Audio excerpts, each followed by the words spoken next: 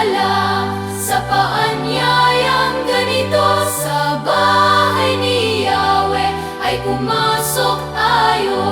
Halina't pumasok sa bahay ni Yahweh. Taglay ang dalangin at galak sa puso. Ako'y nagagalak sa paanyayang ganito. Sa bahay ni Yahweh ay pumasok tayo. Sa ngalan ng Ama, ng Anak at ng Espiritu Santo, Amen. sumainyo ang Panginoon. At sumaiyo rin. Mga kapatid, tayo magpuri at magpasalamat sa Diyos dahil panibagong araw, panibagong buhay, panibagong pagpapala. Pero sa bawat araw ng ating pagising, hindi natin maiiwasan na tayo magkaroon ng mga problema, mga pagsubok at suliranin. Pero mga kapatid, bago ka magalit, bago ka matakot dahil sa mga problemang ito, kailangan nating unawain ang mga problema ay parang bagyo. Kapag walang bagyo, walang ulan. Pag walang ulan, walang magpapatubo sa ating mga tinanim. Kapag walang ulan na nagpapatubo sa mga halaman at puno, paano tayo makakakain? Kapag walang bagyo, wala ding maglilinis sa basura ng tao. Kaya kahit na sa tingin natin masama ang bagyo, meron pa ring mabuting na idudulot ito. At ganyan din pagdating sa iyong mga pagsubok, ganyan din pagdating sa iyong mga problema na hindi mo inaasahan na dumarating sa iyong buhay. Yan ay hinahayaan ng Diyos dahil bandang huli, meron pa ring mabuting bunga yan para sa iyo. Lalong-lalo na pag tayo'y dumadaan sa problema, doon tayo mas nagiging mas malapit sa Diyos. Minin natin ang mga pagkakataon na kung saan, dahil sa ating mga problema, nakalimutan nating kumapit pa sa Panginoon. Dahil sa ating mga problema, mas pinili pa nating magkasala. Tayo'y magpakumbaba, hilingin natin muli ang awat pagpapatawad ng Diyos para minsan pa tayo makitang karapat dapat makatanggap sa mga banal na misteryo. Inaamin ko Sa makapangyarihang Diyos at sa inyo, mga kapatid, na lubha akong nagkasala sa isip, sa salita, sa gawa, at sa aking pagkukulang. Kaya isinasamo ko sa mahal na Birheng Maria, sa lahat ng mga anghel at mga banal, at sa inyo, mga kapatid, na ako'y ipanalangin sa Panginoong ating Diyos. kawan tayo na makapangyarihang Diyos, patawarin tayo sa ating mga kasalanan at patnubayan tayo sa buhay na walang hanggan. Amen.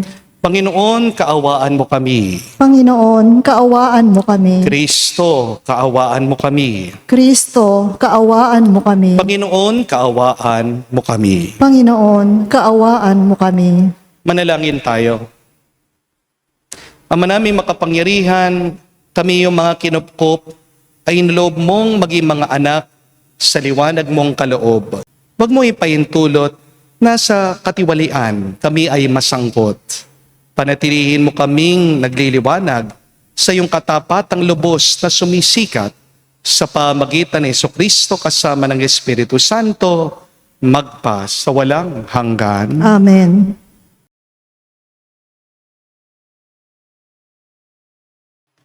Pagbasa mula sa aklat ni Propeta Amos. Pakinggan ninyo mga taga-Israel, itong sinabi ng Panginoon. Pinatnubayan ko kayong palabas sa Ehipto, ang inyong lahi. Sa lahat ng mga bansa, sa ibabaw ng lupa, kayo lamang ang aking itinangi at inalagaan. Kaya parurusahan ko kayo dahil sa inyong mga kasalanan. Maaari bang magsama sa paglalakbay ang dalawang tao, kundi na muna sila magtipan? Kung alba ang leon sa kagubatan maliban makatagpo siya ng biktima? Aatungal ba ang batang leon sa loob ng yugib kung wala siyang nahuling anuman? Mamibitag ba ang isang ibon kung walang pain? Ligtas ba ang mamamayan kapag hinipan ng bantay lungsod ang trumpeta? Maaring bang ang isang lungsod ang isang kahindig-hindig na bagay malibang ito'y itulot ng Panginoon? Tunay ang Panginoon di gumagawa ng anumang bagay na hindi pababatid sa kanyang balak, sa kanyang mga lingkod na mga propeta. Pag-ungal ng leon, maaari bang hindi ka matakot? Kapag nagsalita ang Panginoon, mapipigilan ba ipahayag ang kanyang sinabi? Pinuksa ko ang ilang inyong mga lungsod tulad ng aking ginawa sa Sodoma at Gomora. Kayo'y parang nagdiriglas na kahoy na inagaw sa apoy. Ngunit ayaw pa rin kayong manumbalik sa akin. Sumbat pa ng Panginoon. Kaya, mga taga-Israel, humanda kayo sa di mapipigil sa paghuhukom ng inyong Diyos. Ang salita ng Diyos. Salamat sa Diyos. Poon, ako'y pangunahan, ng landas mo'y aking sundan. Poon, ako'y pangunahan, ng landas mo'y aking sundan. Ang gawang masama'y di kalulugtan, ang gawaing hidway di mo papayagan.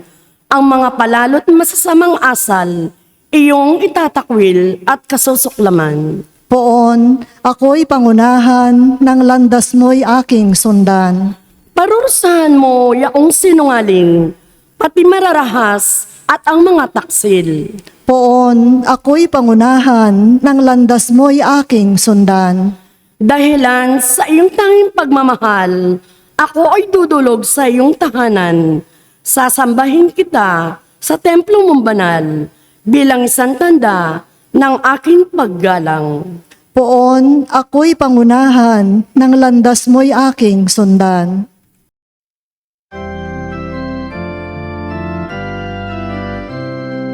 Alleluia, Alleluia, Alleluia, Alleluia, Alleluia, Alleluia, Alleluia, Alleluia, Alleluia, Alleluia. Poon, ikaw ang pag-asa, ang salita mo'y ligaya, pag-asa ko sa tuwina. Aleluya, aleluya. Sumainyo ang Panginoon. At sumaiyo rin. Ang mabuting balita ng Panginoon ayon kay San Mateo. Papuri sa iyo, Panginoon. Nung panong yon, sumakay si Jesus sa bangka, kasama ang kanyang mga alagad. Bumugso sa lawa ang isang malakas na unos, at halos matabunan ng mga alon ang bangka. Ngunit natutulog noon si Jesus. Kaya't nilapitan siya ng mga alagad at ginising. Panginoon, tulungan niyo kami, sabi nila. Lulubog po tayo. At sinabi niya sa kanila, ano't kayo'y natatakot? Napakaliit naman ang pananalig ninyo. Bumangon siya, sinuway ang hangin at ang dagat, at tumahimik ang mga ito. Namangha silang lahat at ang sabi, anong tao ito? Kahit ang hangin at ang dagat ay tumatalima sa kanya. Mga kapatid, ang mabuting balita ng ating Panginoon. Pinupuri ka namin, Panginoong Hesus Kristo. Magandang araw po muli sa inyong lahat. Welcome po sa ating banal na misa. Mga kapatid, meron po akong good news at bad news para sa inyo. Unahin na po natin yung bad news, ha? Don't forget this, that no one can choose their storms. Nobody can pick their typhoon. No person is exempted from bad weather. Ano pong ibig sabihin nito? Wala po sa atin ang makakapili anong klaseng problema ang pwedeng dumating sa ating buhay. Magplano ka man ng mabuti, meron at meron darating pagsubok sa iyong buhay. Ano ang bagyo? Ang mga bagyo, ang mga problema, bigla na lang darating sa ating buhay. Walang pasabi. Problems come unannounced. Trials come without your permission. Kung makakapili nga tayo ng problema sa buhay, hindi malayo, marami po sa atin, hindi po ba? Pipiliin yung madali, yung magaan, yung mabilis na suliranin. Di po ba? Pero kabaliktaran ang ating nararanasan. Kapag dumating ang problema sa ating buhay, ito ay biglaan. Ito'y napakalaki, ito'y napakahirap, ito'y napakabigat. Di po ba? Minsan, meron mga iba, tapat na lumalaban, nagnenegosyo, nagtatrabaho. Bigla-bigla, sila pa yung masisiraan ng mga equipments at kagamitan. Bigla-bigla, darating ang BIR, ang DENR, ang munisipyo. Sasabihan sila, meron daw silang violation, kailangan nilang magbayad ng napakalaking halaga. Kaya, imbis na kumita sila, nagkakautang-utang pa. Nalulugi sa negosyo. Di po ba? Okay lang naman silang mag-asawa. Di nga daw sila nag-aaway eh. Pero bigla-bigla malalaman ng babae, meron palang iba ang mister niya. Tahimik. Pero meron palang tinatago yung lalaki, may sakit siya ng loob sa misis niya. Minsan, yung anak mo, hindi mo maintindihan. Nung bata yan, pagkadaldal-dalda, pagkasaya-saya, ngayong lumaki na, naging teenager na, kapag kinakausap mo, sinisigawan ka, pinagbibisitang ka, wala nang galang sa'yo.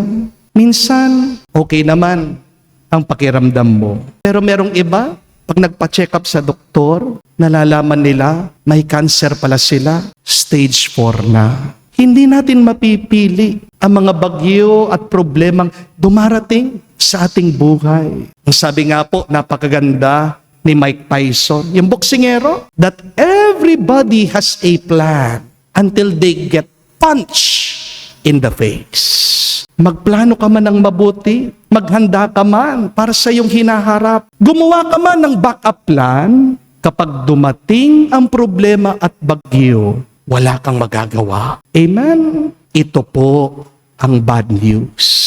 At kailangan nating yakapin yan. Kailangan nating tanggapin yan para maging mas magaan ang ating buhay.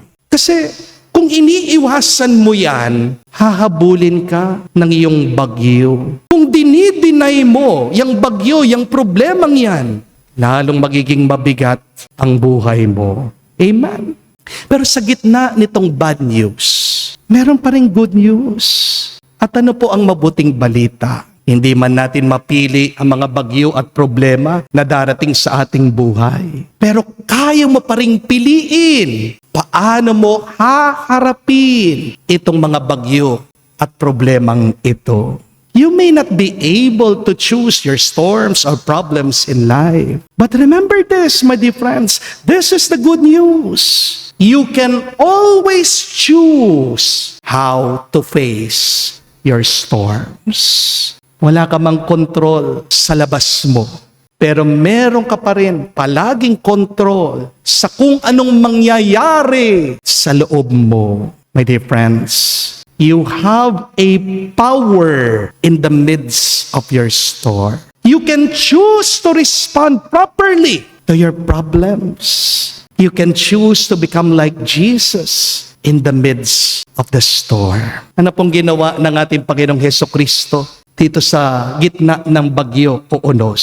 Hindi po siya kamuka ng mga alagad niya na nag-aalala. Yung mga alagad ng ating Panginoon, umiiyak daw sila, nawalan sila ng pag-asa, ng hinang pananampalataya nila, natakot sila. Pero si Jesus, nandoon sa loob ng bangka, natutulog na mahimbing. Relax na relax ang ating Panginoong Hesukristo. Kalmadong kalmado Habang ang mga alagad ng ating Panginoong Hesukristo nagpapanik, nag-aalala, natataranta. See here, my dear friends, there are two choices in the midst of our storms, our problems in life. You can choose to be afraid or you can choose to trust. Pwede kang maniwala o pwede kang magwala. Pwede kang matakot o pwede kang magtiwala. Pwede kang mag-alala o pwede kang magdasal.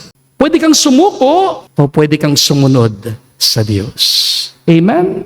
Ano ang pipiliin mo? What will you choose? How will you respond to your problems in life? Kasi mga kapatid, kung pipiliin mo ang takot, yan ang magpapahinto sa'yo. Pero kung pipiliin mo ang pagtitiwala, ito ang simula ng himala. Pero meron din pong isang mabuting balita. Ito pong gusto ko ding tandaan nyo. Wala namang pong bagyo na nananatili. No storm remains forever. Bakit nanatiling payapa ang ating Panginoong Hesukristo sa gitna ng bagyo? Kasi naunawaan po niya ano ang kalikasan ng bagyo. Storms last only for a while. Hindi naman po nagtatagal ang bagyo. Di po ba?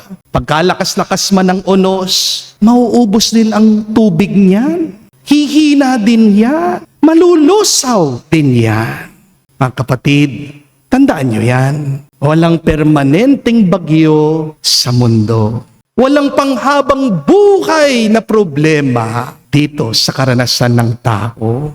At kahit na sa tingin mo malakas ang bagyo, kung may pananampalataya ka, dun mo makikita, mas malaki pa rin, mas malakas pa rin ang Diyos.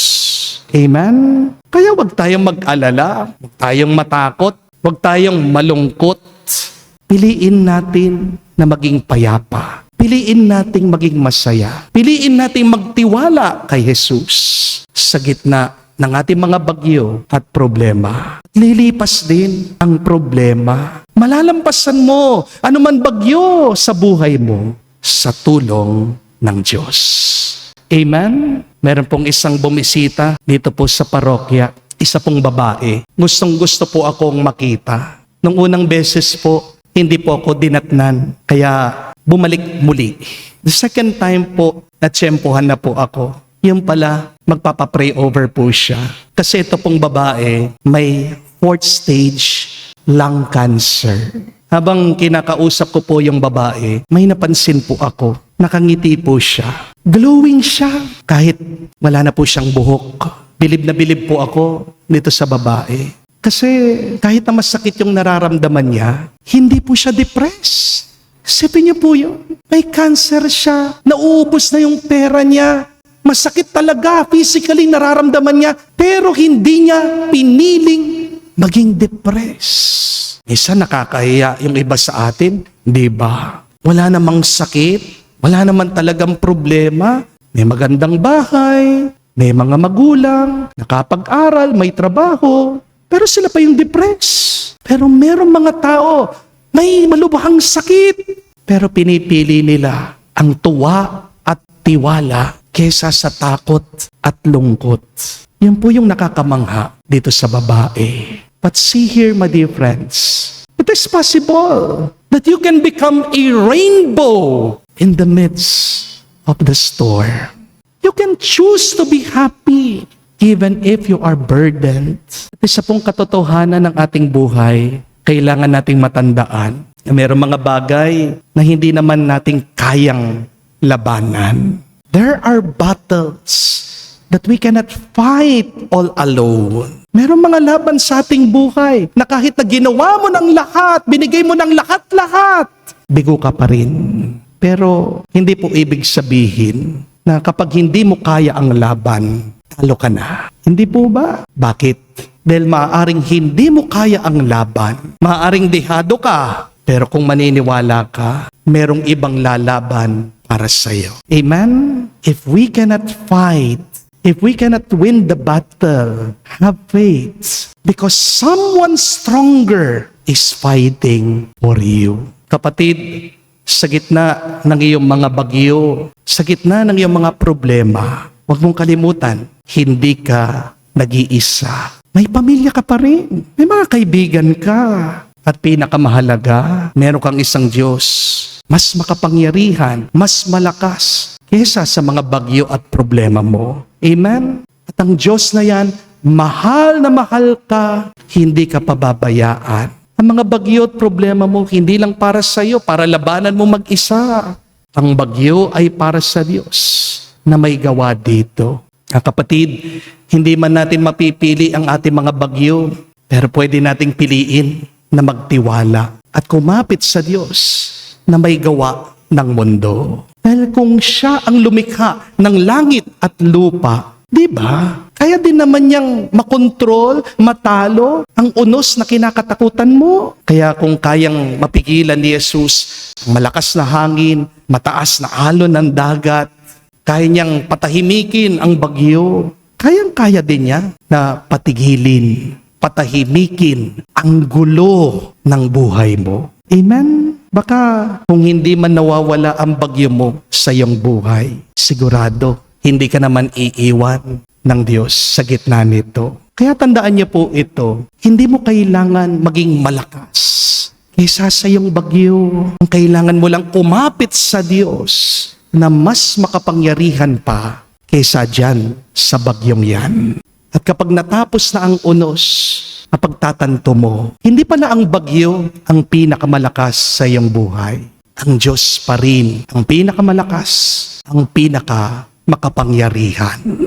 At ang Diyos na nagdala sa iyo sa gitna ng bagyo, Siya rin ang Diyos na magdadala sa iyo sa ligtas na pangpang. Kaya huwag ka nang matakot, magtiwala ka na, dahil kapag ang Diyos ang kasama mo sa iyong bangka, maaaring merong alon sa dagat, pero hindi lulubog ang buhay mo. Kaya sa gitna po ng ating mga bagyo, sa gitna po ng ating mga problema, pasalamat na tayo sa Diyos. Dahil alam natin, ipaglalaban tayo ng Diyos ngayon hanggang sa magpa sa walang hanggan. Amen. Tumayo po tayo. Alay po natin sa Diyos ang ating mga dasal at panalangin. Sumusunod sa anak ng Diyos, maging ang hangin at alon. Mulat sa katotohanan ito, manalangin tayo na may pananalig para sa katahimikan na nagpapagulong ng Diyos. Manalangin tayo na may pananalig para sa katahimikan na nagpapagulong sa mundo. Ating sabihin, Panginoon, dinggin mo kami. Panginoon, dinggin mo kami. Ang simbahan sa pamamagitan ng kanyang mga miyembro naway maging malakas sa pananampalataya, higit sa lahat sa kanilang pagharap sa mga paghihirap at pagsubok sa ating panahon. Manalangin tayo sa Panginoon. Panginoon, dinggin mo kami. Ang mga naglalakbay sa karagatan, ang mga mandaragat, mga mangingisda, at yaong mga taong sa dagat nagmumula ang ikinabubuhay, naway makadama ng kasiguruhan at kaligtasan. Manalangin tayo sa Panginoon. Panginoon, dinggin mo kami. Ang mga nanghihina sa kanilang pananampalataya, naway mapatatag sa pamamagitan ng tulong at suporta ng kanilang mga kaibigan. Manalangin tayo sa Panginoon. Panginoon, dinggin mo kami. Sa katahimikan po ng ating puso, banggitin din natin sa Diyos ang ating mga personal na pangangailangan. Ama naming nasa langit, patatagin nawa kami sa mga pagsubok at suliranin ng buhay na puno ng unos, at magdulot nawa ito ng kapayapaan sa aming mga kaluluwa. Hinihiling namin ito sa pamagitan ni Kristo, aming Panginoon. Amen.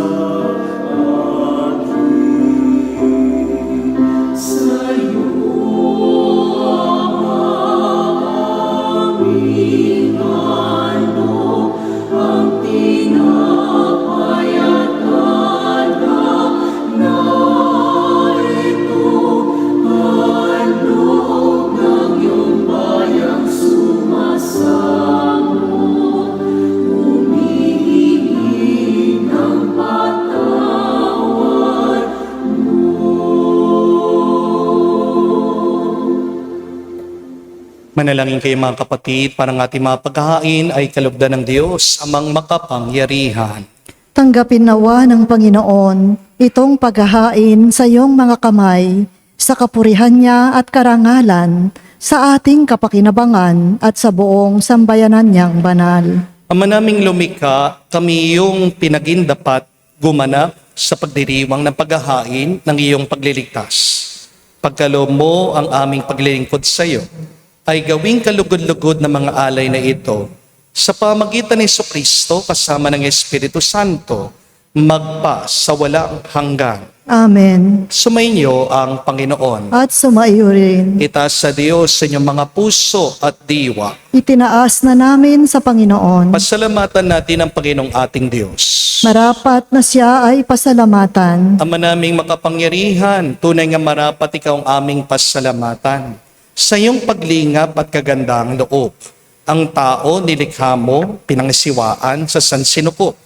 Sa hangad mong siya'y iwastong lubos, siya'y pinagdusa mo sa kanyang pagtalikod. Sa iyong paghiliw, iyong pinahintulot na makabalik siya sa pamagitan ni Kristo Jesus. Kaya kaisa na mga anghel nagsisiawit ng papuri sa iyo, nang walang humpay sa kalangitan, kami nagbubunyi sa iyong kadakilaan.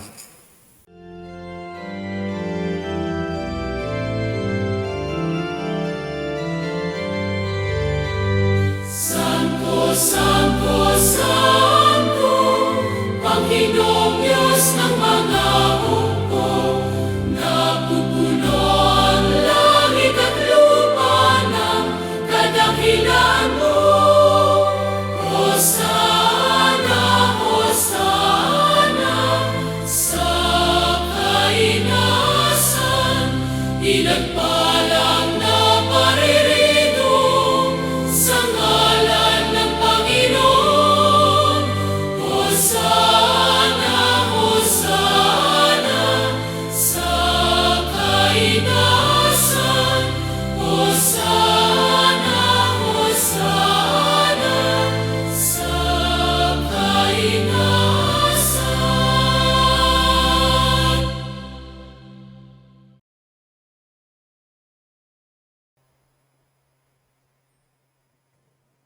Ama naming banal, ikaw ang bukal ng tanang kabanalan. Kaya't sa pamagitan ng iyong Espiritu, gawin mong banal ang mga kaloob na ito upang para sa amin maging katawan at dugo ng aming Panginoong Hesus Kristo.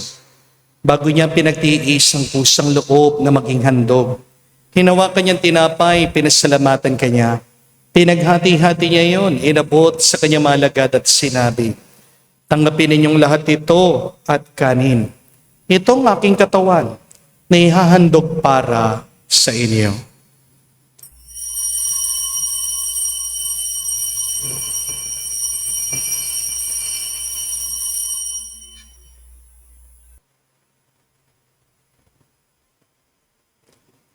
Ngayon din naman, no matapos ang hapunan, hinawakan niyang kalis. Muli kanyang pinasalamatan. Nabot niyang kalis sa kanyang malagad at sinabi, tanggapin ninyong lahat ito at inumin. Ito ang kalis ng aking dugo, ng bago at walang hanggang tipan. Ang aking dugo na ibubuhos para sa inyo at para sa lahat, sa pagpapatawad ng mga kasalanan. Gawin ninyo ito sa pag-alaala sa akin.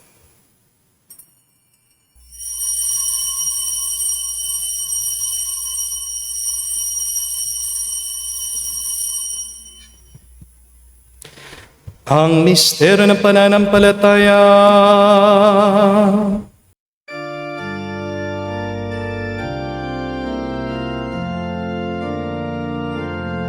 Si Kristo ay namatay, si Kristo ay nabuhay, si Kristo ay babalik sa wakas.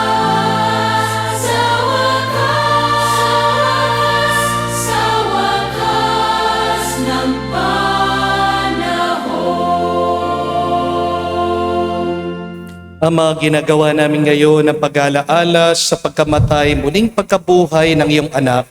Kaya tinialay namin sa iyong tinapay, nagbibigay buhay, at ang kalis na nagkakaloob ng kaligtasan. Kami nagpapasalamat dahil kami yung minarapat na tumayo sa harap mo para maglingkod sa iyo. Sinasamo namin kami magsalo-salo sa katawan at dugo ni Kristo ay mabuklod sa pagkakaisa sa pamagitan ng Espiritu Santo. Amalingapin mong iyong simbahan, laganap sa buong daigdig. Puspusin mo kami sa pag-ibig. Kaisa ni Leon ang aming Santo Papa, si Florentino aming Arsobispo, at ng Tanang Kaparian. Alalahanin mo rin ang aming mga kapatid na nahimlay, may pag-asang sila'y muling mabubuhay. Gayon din naman lahat ng mga pumanaw. Kawan mo't sila't patuloyin sa iyong kaliwanagan. Kawan mo't pagindapatin kaming lahat, makasalo sa iyong buhay na walang wakas. Kaisa na mahal na Birhen Maria, Ina ng Diyos. Kaisa ni San Jose, ang kanyang malwalhating esposo. Kaisa ng mga apostol, lahat ng mga banal, na namuhay dito sa daigdig, nakalugod-lugod sa iyo. May pagdiwang nawa namin ang pagpupuri sa ikararangal mo sa pamagitan ng iyong anak, aming Panginoong Hesus Kristo.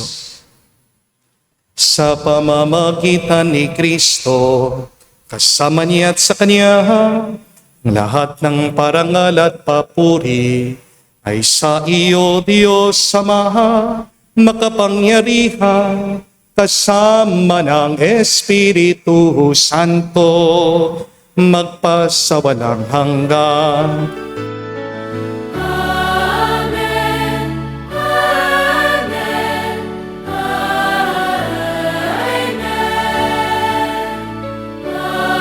Amen. Amen. Sa nakagaling na utos, sa turo ni Jesus, sa Panginoon natin na Diyos, ipahayag natin ang lakas, loob.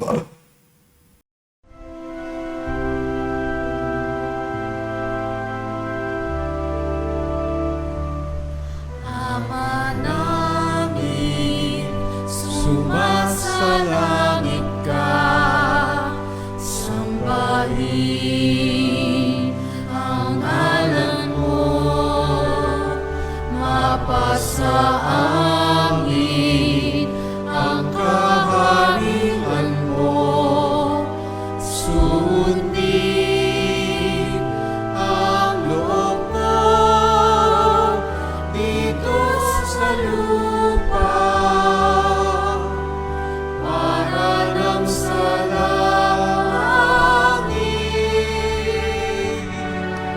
Bigyan mo kami ngayon ng aming kakanin sa araw-araw,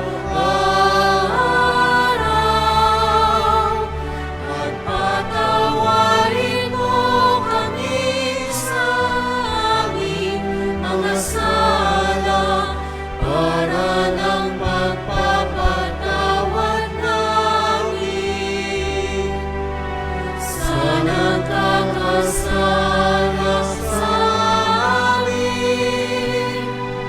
At huwag mo kami ipahintulot sa tukso, at iadya mo kami sa lahat ng masama.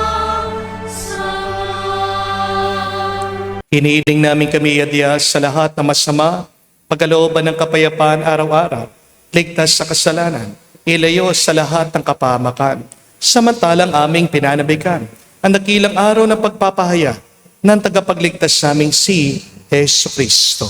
Sapagkat iyo ang kaharian at ang kapangyarihan at ang kapurihan magpakailanman. Amen. Panginoong Hesus Kristo, sinabi mo sa mga apostol, kapayapaan ang iniiwan ko sa inyo, ang aking kapayapaan binibigay ko sa inyo. Tunghayan mo ang aming pananampalataya at huwag ang aming pagkakasala. Pagkalooban mo kami ng kapayapaan at pagkakaisa ayon sa iyong kalooban.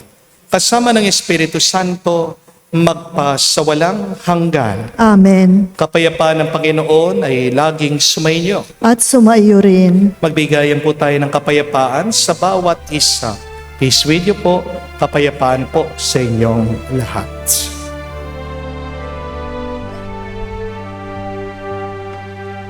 Kordero ng Diyos na nag-aalis ng mga kasalanan ng sanlibutan, maawa ka sa amin. Maawa ka sa amin. Kordero ng Diyos na nag-aalis ng mga kasalanan ng sanlibutan, maawa ka sa amin. Maawa ka sa amin. Kordero ng Diyos na nag-aalis ng mga kasalanan ng sanlibutan,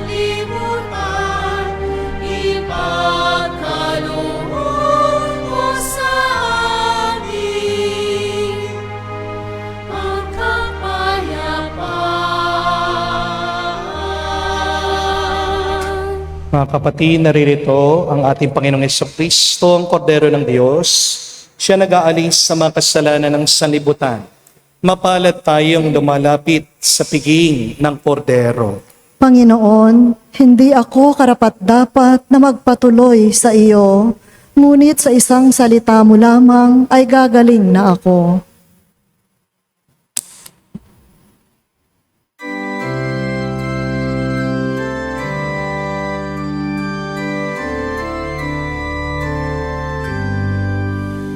Ang wagas na pag-ibig mo'y mahigit mo kaysa buhay. Kaya ako'y magpupurit, ikaw ang pagkukulan. Ang wagas na pag-ibig mo'y mahigit mo kaysa buhay. Kaya ako'y magpupurit, ikaw ang pagkukulan. O Diyos, ikaw ang aking Diyos, na lagi kong hinahanap. Ang uhaw kong kaluluwa'y tanging ikaw iyong hangad. Ang wagas na pag-ibig mo'y mahigit pa kaysa buhay. Kaya ako'y magpupurit, ikaw ang pagkukulan. Manalangin tayo.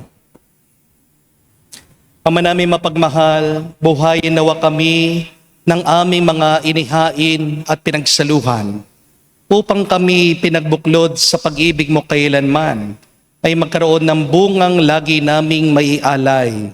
Sa pamagitan ni Jesucristo kasama ng Espiritu Santo, magpasawalang hanggan. Amen. Muli po akong nagpapasalamat sa inyo sa napakaraming nagdarasal po sa akin. Kahit paano po naibsan na konti yung aking nararamdaman, ang aking pong sore throat, medyo paunti-unti nawawala. Ito po ay dahil sa inyong panalangin at maraming salamat po sa mga nagpadala ng gamot sa akin ng Pepakwa. Alam niyo po yun yung Chinese na herbal medicine po para sa sore throat, no? Pero wala pong ibang pinakamabisang gamot ko hindi ang pahinga. Pero ako po'y patuloy na nagmimisa dahil ang katawan ni Kristo ay ang ating pang-araw-araw na pagkain ng ating kaluluwa. The Eucharist is our daily bread. Diba? Kapag hindi ka nakakain, kahit merienda lang, napakainit na ng ulo mo. Diba? Paano pa kaya kapag hindi nakakakain ang iyong puso at kaluluwa? Yan ang dahilan bakit ikaw ay nagkakasala. Kaya may sakit ka man, wala kang sakit, may problema ka, wala kang problema, masaya ka, malungkot ka, always go to Mass. Because the Eucharist, the body of Christ, is the daily bread, our daily sustenance of our souls. Mga kapatid, muli, tandaan niyo, merong isang bad news na hindi mo mapipili ang mga bagyo at problema na darating sa iyong buhay. Pero mas marami yung good news. Unang good news na mapipili mo kung paano mo tutugunan, haharapin ang mga bagyo sa iyong buhay. You can choose to be anxious or you can choose to trust. Piliin mo maging bahaghari, maging rainbow sa gitna ng madidilim na ulap ng buhay. Piliin mo maging masaya.